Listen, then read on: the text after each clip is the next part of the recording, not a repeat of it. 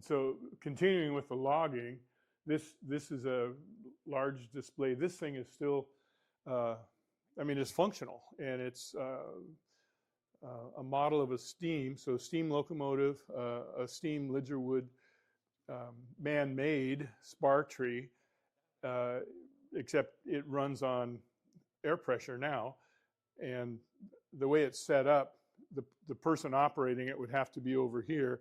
And there's two people that would operate this. One would operate the high lead, and the other one would operate the log loading here. And this thing would come in. Usually the track would be, in fact, I think always, owned by the logging company. They would buy up some of the homesteads or some of the free lands. And they would think, well, it'd be easier. Let's just run a rail line in. And it could be, you know, in a loop. But if not, you know, they would bring it in. They would have a bunch of flat cars behind. The one in front would get loaded. When that load is loaded, then the engine pulls forward a little bit because that thing is set in place with the support lines and up on blocks. And an empty one would come out. They would load that up.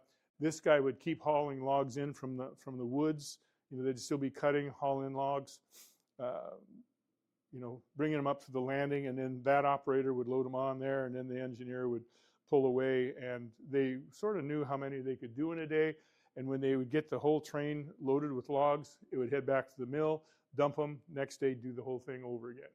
And it would go really quickly because one of the hardest things is once you get it, you know, the spar tree in place, the tree's down, limbed, and up to a landing is now what? And so that's where trains came in, or they would haul the logs out one or two or three at a time. The bigger logs probably one at a time to a place where they could load them onto train cars or later trucks to haul them out. But to have a train with logs that could go right to the mill was huge. And we have how different logging is these days, or if the technology is essentially the same. Just well, if you look, it's all real similar. Yeah, diesel powered. We have video. We're out logging up here, and they have a machine very much like. The only difference is the machine grabs the log as it comes up, picks it up, strips the limbs off it, sucks it in, cuts it off in equal lengths, so then they get loaded on the truck.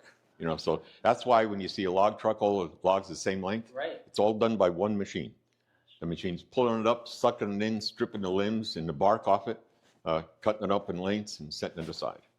Just super high speed, probably. Incredible to watch. Yeah, I mean, and if you see a logging or like one of the Forest Service roads ungated, and you think, oh, I'm going to go up here. You don't go up there because they're logging, and they're not slowing down for anybody. That's right. Or they can't. They're fully loaded coming down on a gravel road, and they'll usually have signs, and it's you know, basically the same design, but just modern technology to make it more efficient.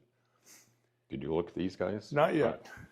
You can see the picture on the end wall. Yeah, up of here. A typical homestead. You know, you could stake off property in 40 acre increments, 40, 80, 120, or 160. You had to fence part of it. Yeah. You had to build a house that had to be about 10 by 14 feet. You had to dig a well. And then if you sat on the property for 5 years, you could claim it as yours. Wow. And you bought it for $1.25 an acre. So a 160 acre homestead cost $200. Wow. However, when you were done with all that work and you took a picture, you can see where the expression stump farm came from. It looked like you were raising stumps. So pulling the stumps out was a major undertaking, but it was necessary if you're going to run a farm. Well, we have here all three known varieties of stump pullers. We've got a manual operated, man-powered stump puller. You would pull this out the way you had to pull a stump, chain that into the biggest tree you had, put a bar in here, and crank it. The cable went on the stump. It's like a giant come-along. Yeah. If you were lucky enough to have a well-behaved horse, you could get one of these. Again, it has a drum on it.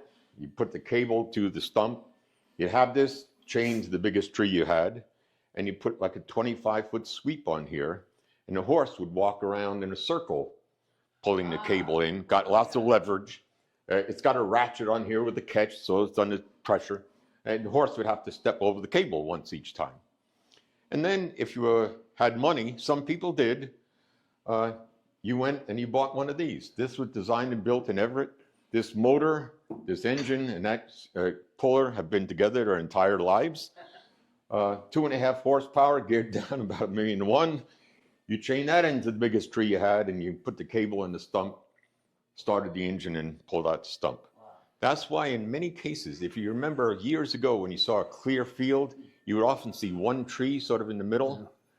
That's what all these guys were anchored to. At the end, you say, okay, you just stay, I'm going to farm around it.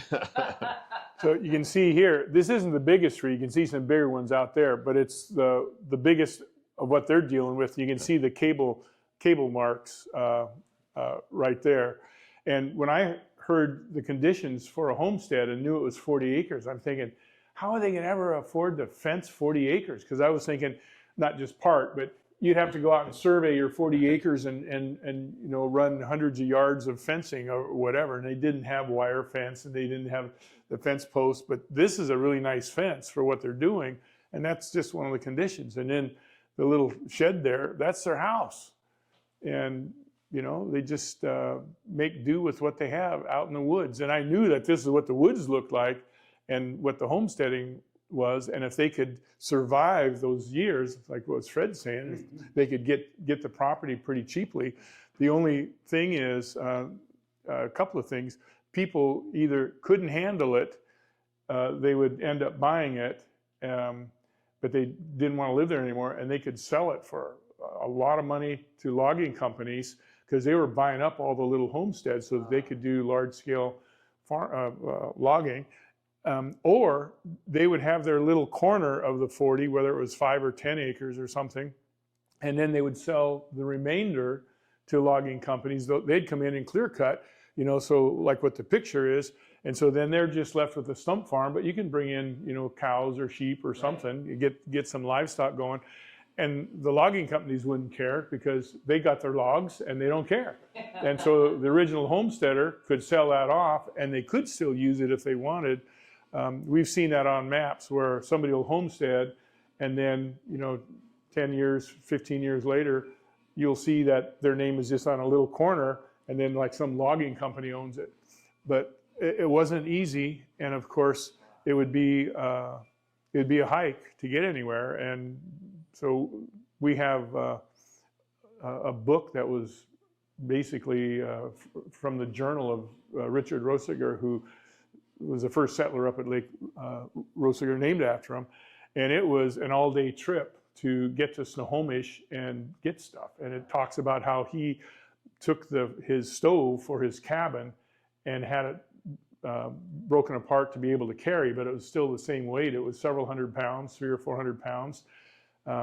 And the trip that he took from Snohomish to Machias and then Machias up to Lake Rosiger to his cabin. And this is pretty much what it was like for him, but he made it a go of it. And the more people homesteaded, never intending to live there. I mean, they were really just buying to flip the property. Oh yeah. And instead of having to wait 5 years to buy it for $1.25 an acre, you could wait just 2.5 years and buy it for $2.50 an acre. And if your only intent was to flip it anyway, fine. Yeah, it doesn't matter. Doesn't matter. So we actually can tell by the homestead patent they got whether they were homesteading it and actually planning to live in it, or getting what's called CE, a cash exemption. Money talk back then. You could pay twice as much, you get it twice as fast. Yeah, that's not like that anymore at all. No. No, right.